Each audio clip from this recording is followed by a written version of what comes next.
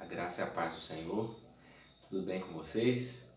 Bom, então hoje a gente tem, digamos assim, o nosso segundo encontro, o nosso segundo devocional, mantendo o tema que a gente se propõe a trabalhar no trimestre, manter um auxílio, a um momento de reflexão sobre o tema da nossa escola bíblica. E a gente está falando sobre prosperar em tempos de crise, e desde a primeira aula a gente veio falando que não se trata de prosperar aqui num sentido material, como muitas pessoas têm focado.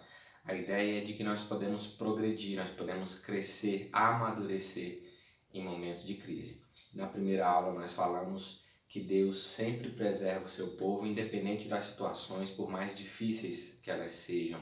E hoje a gente vai falar um pouquinho sobre a possibilidade, ou enxergarmos uma porta, enxergarmos a possibilidade de crescer, de amadurecer no meio de uma crise. E a gente falou também na primeira aula que essas crises, é claro que às vezes elas são coletivas, elas podem ser também individuais, podem ser um pouco mais duradouras, podem ser mais curtas, mas todos os momentos de dificuldades que nós atravessamos, eles podem sim ser usados por Deus para produzir muitas coisas boas para nós. Então a gente precisa enxergar essa possibilidade, enxergar essa porta de crescimento.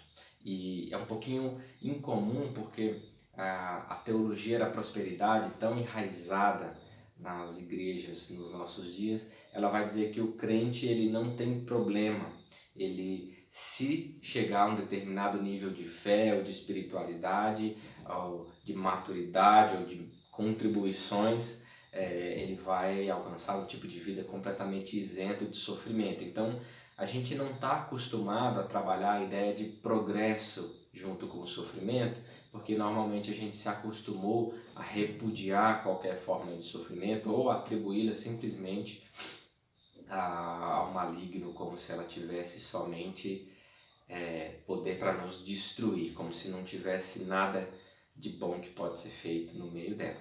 E eu gosto muito de uma comparação que o pastor John Piper faz para mostrar como nós de fato temos essa dificuldade de enxergar o todo, mas que a gente precisa confiar de que o todo que Deus tem produzido é bom. E ele dá o exemplo daquele mosaico, que é aquele tipo de obra de arte que é feito com vários recortes, vários pedacinhos de uma determinada coisa, e no final aquele mosaico, todos aqueles pedacinhos eles formam uma coisa maior, eles formam uma figura, eles formam uma arte muito bela.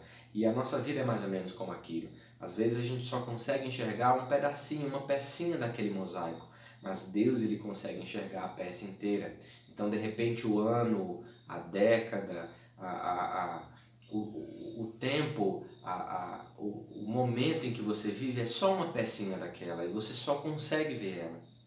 E às vezes você se pergunta o porquê de tudo aquilo, mas Deus que consegue enxergar o mosaico pronto, Ele sabe o que está acontecendo, Ele sabe no que aquilo vai resultar. E eu queria falar hoje basicamente de duas coisas que podem acontecer, de duas coisas que Deus pode fazer com o seu povo nos momentos de dificuldade. Eu separei alguns textos bíblicos, a gente vai ser bem rápido e no final tem algumas sugestões de coisas para você fazer com base nisso aqui que a gente vai falar.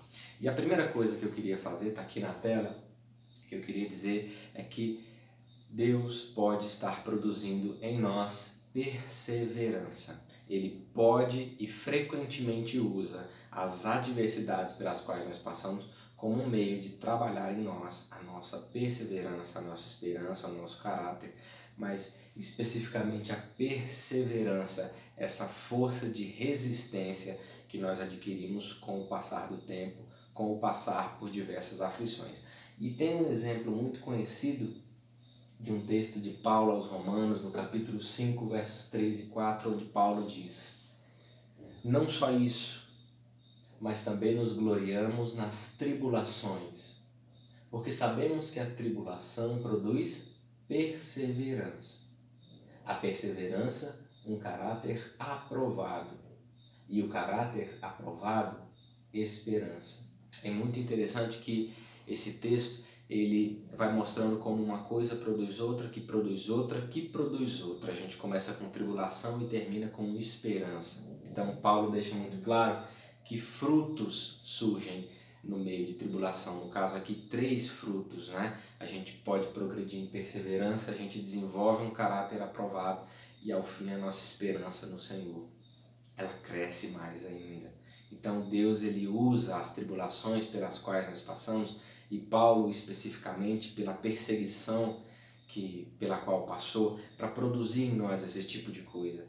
É difícil pensar numa outra maneira de você se tornar perseverante ou forte ou resistente se não passando por dificuldades. Pense em todas as outras coisas da vida.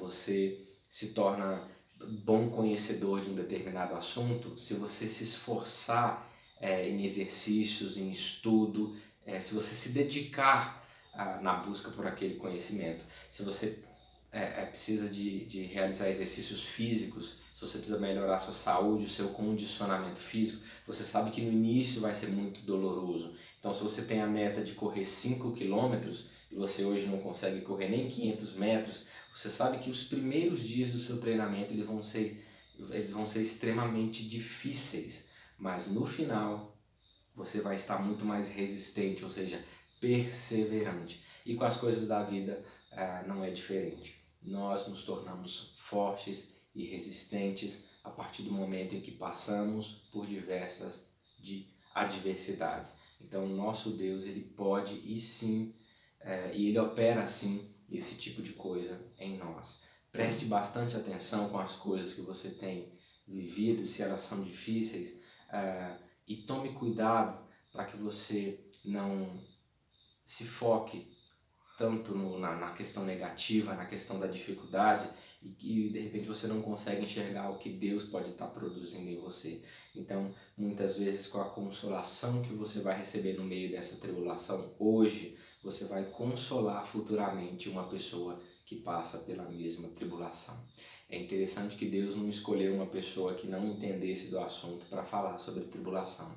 Ele escolhe o apóstolo Paulo, que a gente sabe muito bem que sofreu bastante, inclusive foi morto em decorrência de perseguição, sem contar todas as outras pelas quais ele passou na vida, que não levaram à morte, mas levaram a ferimento, prisão, né?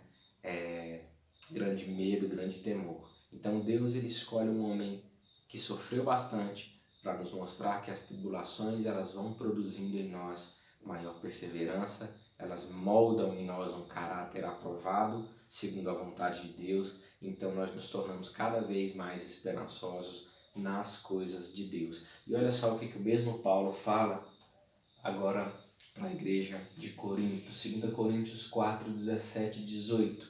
Olha o que ele diz: pois os nossos sofrimentos, leves e momentâneos, estão produzindo para nós uma glória eterna que pesa mais do que todos eles.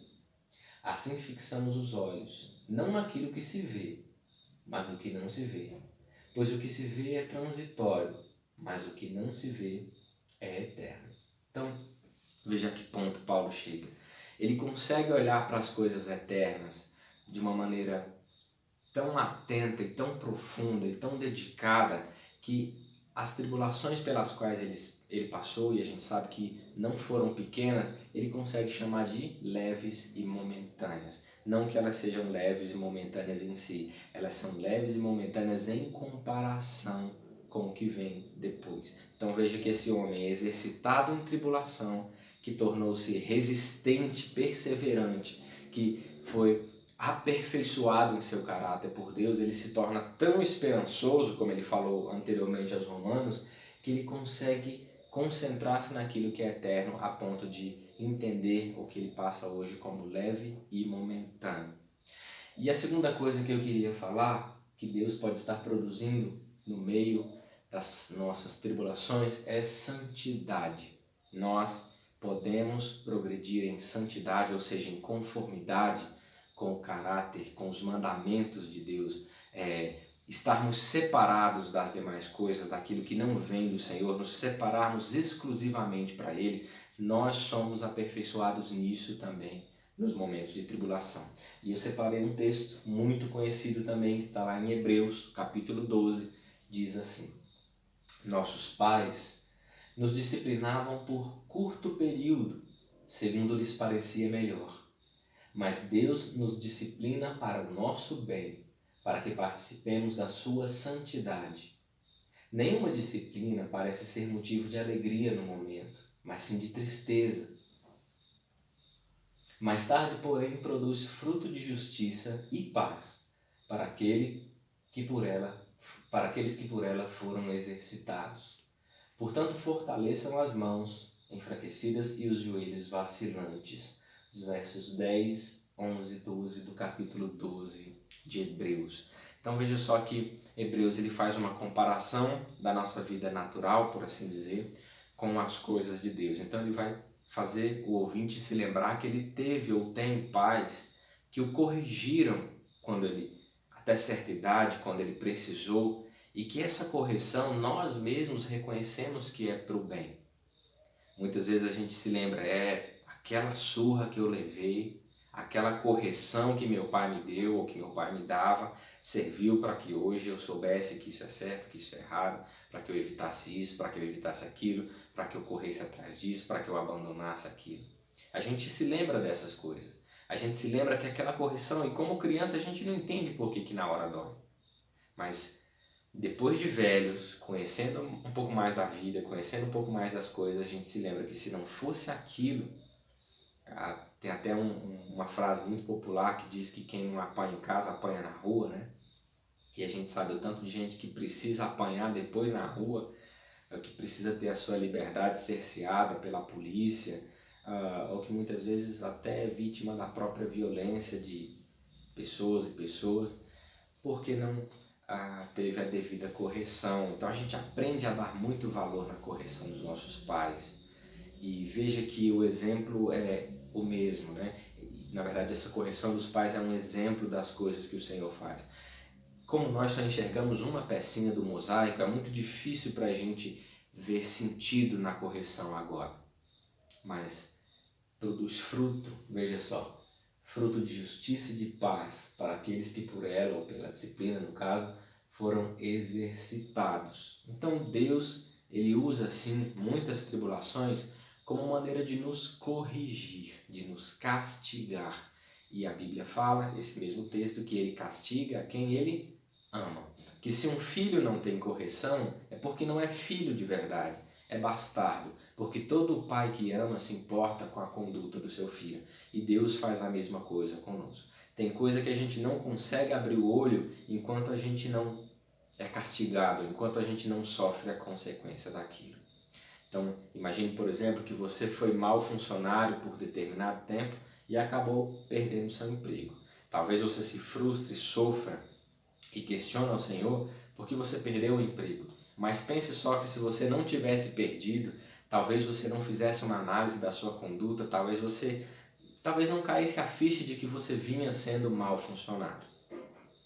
Então, a correção do Senhor, ou essa tribulação pela qual você passa, tem o efeito de te tornar mais consciente. Então ela é dolorosa, mas produz fruto. Muitas vezes o nosso pecado vai se arrastando e nós nos tornamos frios para com a voz de Deus, para com a voz do Espírito de Deus.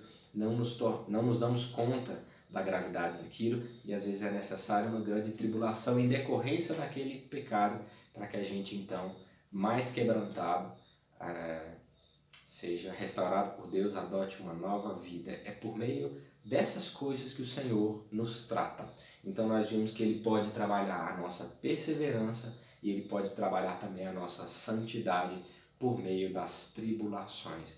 Pense muito bem nisso. Se você hoje está sofrendo bastante no seu contexto individual, ou talvez na sua família, ou mesmo pensando nessa grande crise pela qual o mundo passa hoje, pense que por meio dela, Deus ele trabalha a nossa perseverança e Ele trabalha também a nossa santidade, tá bom? E eu queria sugerir duas coisinhas para você fazer nos próximos dias, tá?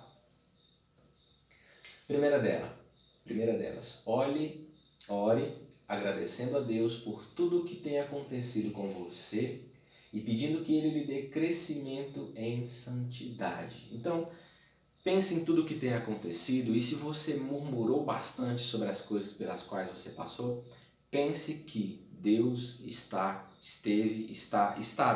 trabalhando até mesmo por meio delas. Então agradeça a Deus por cada uma das dificuldades pelas quais você passou. Faça como Paulo.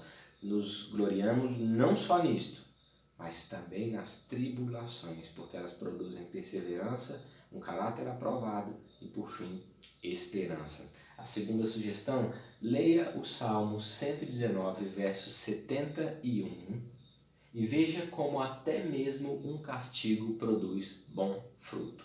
Nesse trecho do Salmo, o salmista fala do que ocorreu com ele após ele ser castigado por Deus. E a resposta, a conclusão dele é fantástica, nos ensina bastante. Deus ama e zela pelo seu povo, e ele faz isso também através das dificuldades. O meu desejo é para que Deus o abençoe, conceda a você perseverança, força, conceda a você esperança, conceda a você bastante santidade, para que você glorifique a Deus em cada coisa que você faz. Amém? Eu agradeço a todos que me ouviram, todos que assistiram. Nós voltamos na próxima aula.